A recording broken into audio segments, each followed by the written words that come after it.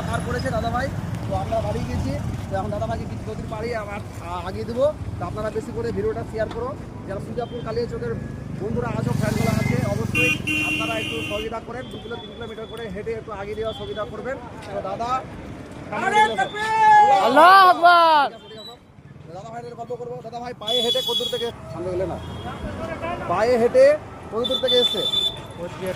দাদা ভাই পায়ে হেঁটে এসছে কুচবিহার থেকে। দাদা ভাই পায়ে হেঁটে কুচবিহার থেকে এসছে। কদিন হলো আপনার আমাদের বাড়ি থেকে বাড়াওয়া? 14 দিন দাদা ভাইয়ের হয়ে গেছে। তো কালকে আমার সাথে দেখা হয়েছিল পান্ডুয়াতে। তো পান্ডুয়া থেকে আবার আজকে গাবগাছিতে আমার দেখা হয়ে গেল। আমি হসপিটালে ছিলাম, তো হসপিটাল থেকে দাদা ভাইয়ের সাথে বাড়াচ্ছি। তো অবশ্যই পায়ে হেঁটে হজ করতে যাচ্ছে মদিনা, আপনারা জানেনই।